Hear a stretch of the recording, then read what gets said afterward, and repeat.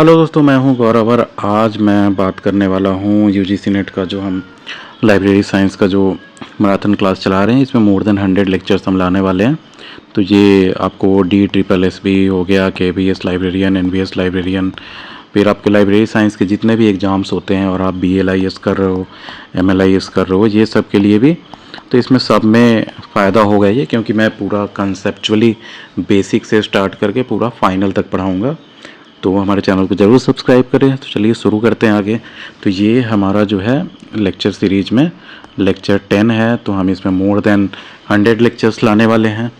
चलिए शुरू करते हैं। फर्स्ट जो हमारा टॉपिक है ये national knowledge commission and national mission on library. तो इससे पहले वाला जो 9th लेक्चर था उसमें हमने RTI एक्ट जो है उसके बारे में जो पूछा जाता है, और RTI एक्ट कब आया था, 2005 में, इसके बारे में। और जो आपका IT एक्ट जो है ये 2000 में आया था, इसके बारे में हमने पूरा डिटेल में डिस्कस किया है। तो वो आप देख सकते हैं। और इसमें आगे देखते हैं national knowledge commission and national mission on libraries. तो देखो, नेशनल नॉलेज कमीशन जो है ये 2005 में जब RTI एक्ट आया था उसी समय जो है ये भी लाया गया था। अब देखो, तो ये है किस बारे में। देखो, इंट्रोडक्शन देखते हैं। तो नेशनल नॉलेज कमीशन जो है NKC कहते हैं, was established in India in 2005 to enhance the quality and reach of knowledge systems in the country. कि नॉलेज जो है सो दूर दूर तक, जो रिमोट एरियाज है वहाँ तक भी जो है क्वालिटी नॉलेज पहुँच सके। The National Knowledge Commission aimed to improve India's educational and knowledge infrastructure, making it more relevant and accessible to all sections of society। समझ गए। तो इस्टेब्लिश कब हुआ था, तो अक्टूबर 13, 2005 में। चेयरमैन कौन थे, तो डॉक्टर सैम पित्रोदा। ये आप को पता होगा कौन थे। ये कांग्रेस पार्टी के जो हैं दूसरे देश के एक क्या कहोगे आप, जो पार्टी मेंबर कह लो या कुछ भी हैं। तो उन्होंने जो है राजीव गांधी के साथ भी बहुत काम किया था। अभी भी आप जैसे जान रहे होगे सैम पित्रोदा के बारे में, बहुत मतलब कंट्रोवर्शियल है। कभी कभी कुछ कुछ स्टेटमेंट भी देते रहते हैं जिसके बारे में कंट्रोवर्सी क्रिएट होती रहती है। तो मैं इसलिए ये बता रहा हूँ कि क्योंकि आप रिलेट कर लो कि मैं किसका बात कर रहा हूँ। तो सैम पित्रोदा जो है सो eminent technocrat and advisor to prime minister of India थे पहले। तो अक्टूबर 13, 2005 में जो है ये नेशनल नॉलेज कमीशन शुरू किया गया था, इस्टेब्लिश किया गया था। ऑब्जेक्टिव्स क्या था इसका, तो इन्हांसिंग एडुकेशन में विकास लाना, क्वालिटी एडुकेशन, समझ रहे हो ना, improve the quality of education on all level from primary to higher education. Primary education government schools में क्या हो रहा है वो आप समझ सकते हो, लेकिन फिर भी कोशिश की गई थी।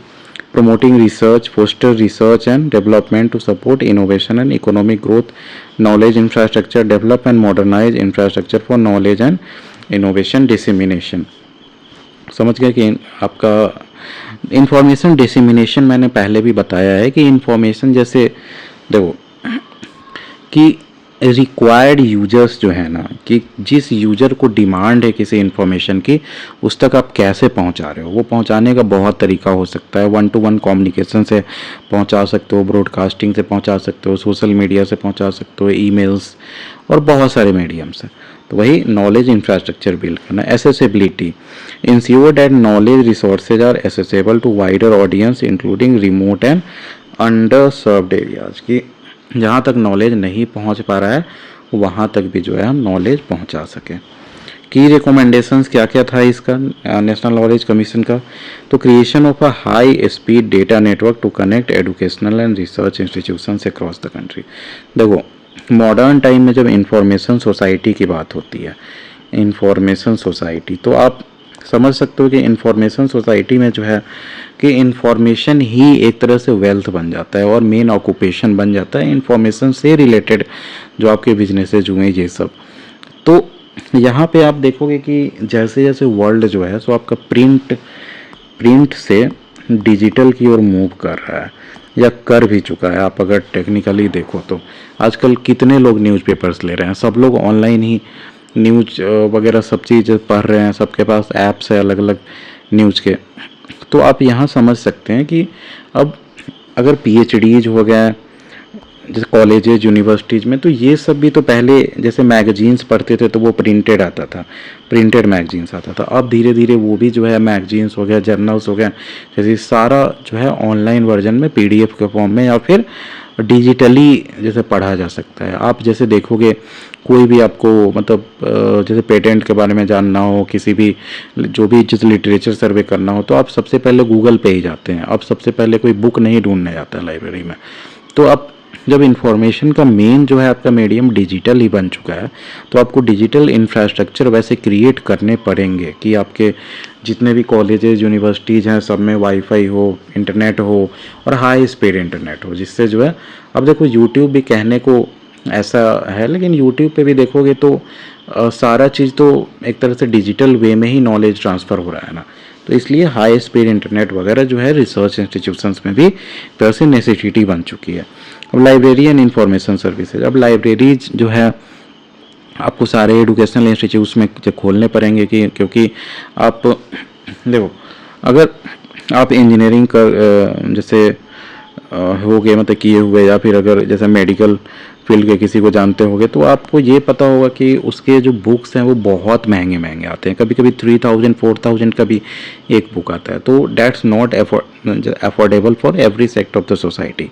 सो you have to create libraries, आपको लाइब्रेरीज क्रिएट करने पड़ेंगे और ऐसे कि सबको जो है नॉलेज जो है सो मिल सके, और जितने भी प्रॉब्लम्स हैं एक तरह से आपके करिकुलम में ये सब बेसिस पे कि लाइब्रेरी जो है उसे सॉर्ट आउट कर सके। तो लाइब्रेरी एंड इंफॉर्मेशन सर्विसेज देखो, improvement of library services including the digitization of the resources and development of digital library. समझ गए डिजिटल लाइब्रेरीज का भी।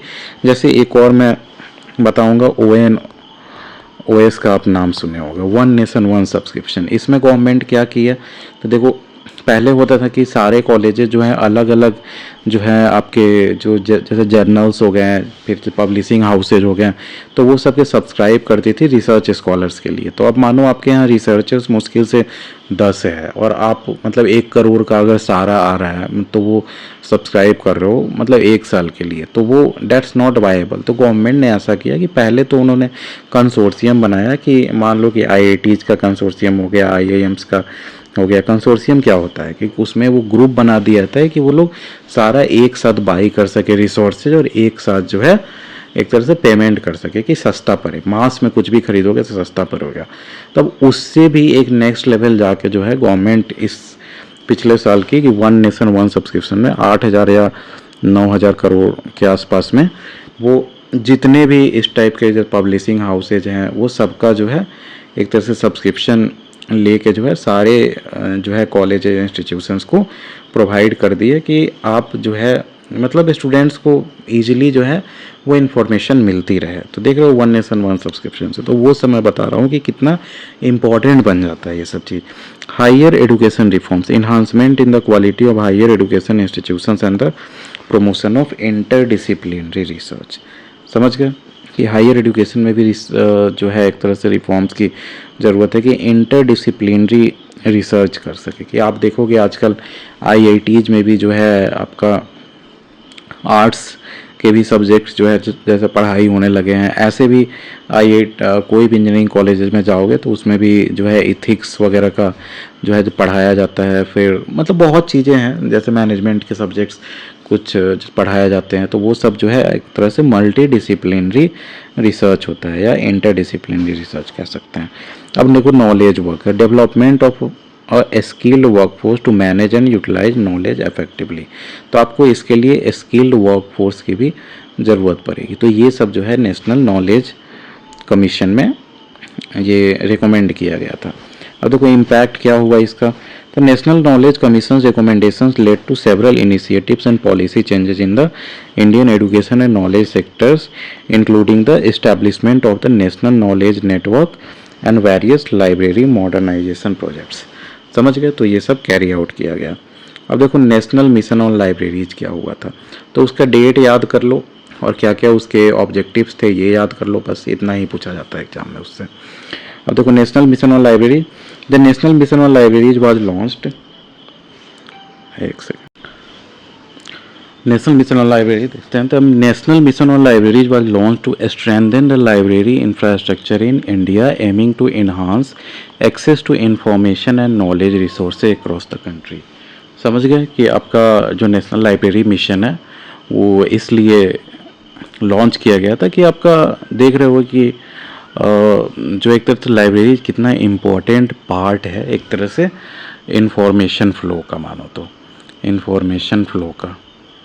तो इंफॉर्मेशन फ्लो के साथ साथ नॉलेज रिसोर्सेज भी जो है वो कैसे पूरा इंडिया में फैले उस पर भी बहुत ज़्यादा ध्यान दिया गया। मैं इससे एक एग्जांपल देना चाहूँगा। जैसे आप अगर इंजीनियरिंग बैकग्राउंड से होंगे या जाएंगे तो देखोगे कि NPTEL के लेक्चर्स होते हैं उस वहाँ पे, जो most of the engineering colleges में सप्लाई किया जाता है। लाइब्रेरीज में आपको मिल जाएगा, आप मतलब ऑनलाइन भी उसको ले सकते हो। तो उसमें ऐसा होता है कि आपके IITs में या और भी अच्छे इंजीनियरिंग कॉलेजेस में उससे रिलेटेड गवर्नमेंट इंजीनियरिंग कॉलेजेस में ही जो बेस्ट प्रोफेसर्स होते हैं उनके लेक्चर्स को रिकॉर्ड करके जो है सारे सब्जेक्ट का उसमें दिया जाता है और लाइब्रेरीज में, और वहाँ से स्टूडेंट्स जो है उसको जब ले सकते हैं या फिर मतलब कॉपी करवा सकते हैं कैसे भी। तो उससे आप जब समझ सकते हो कि आप किसी भी रिमोट एरिया के भी इंजीनियरिंग कॉलेज में हो, आपका प्रोफेसर अच्छा पढ़ा रहा है नहीं पढ़ा रहा है, नॉलेज है नहीं है, तो भी आप एक अच्छा एडुकेशन ले सकते हो। तो ये देख रहे हो, ये नेशनल मिशन ऑन लाइब्रेरीज का कमाल है। एस्टैब्लिशमेंट कब हुआ था? तो national mission on libraries was announced in 2014। Objective क्या था? To improve and modernize libraries in India making them more functional and resourceful. समझ गए कि जैसे जैसे आप देख रहे हो कि लाइब्रेरीज का इंपॉर्टेंस खत्म होते जा रहा है। क्यों? क्योंकि लाइब्रेरीज उस हिसाब से ऑब्सलीट होते जा रहे हैं और उस हिसाब से खुद को अपग्रेड नहीं कर रहे हैं। तो अपग्रेडेशन लाइब्रेरीज होगा, लाइब्रेरीज में भी डिजिटल लाइब्रेरीज बनेगा, आपको इन्फॉर्मेशन तुरंत मिलेगा, उसको सर्च कर सकते हो आप तुरंत, कोई भी चीज़ बुक्स वगैरह सर्च करना हो, डॉक्यूमेंट सर्च करना हो, कुछ भी, तो वो ऑटोमेटिकली जो है लाइब्रेरीज में इंटरेस्ट लोगों का बना रहेगा।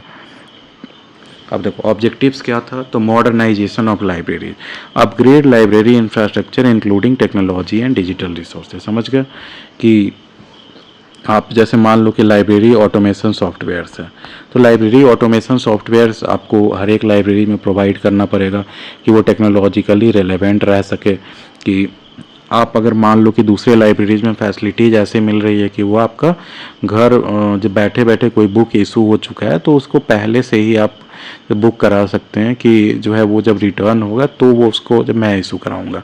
तो उसके लिए अगर आपका लाइब्रेरी डिजिटाइज्ड है, आपका library automation software, library management software, ये सब उसमें यूज होता है, तो उसमें आप ये सब काम जो है घर बैठे बैठे भी कर सकते हैं बुकिंग वगैरह का।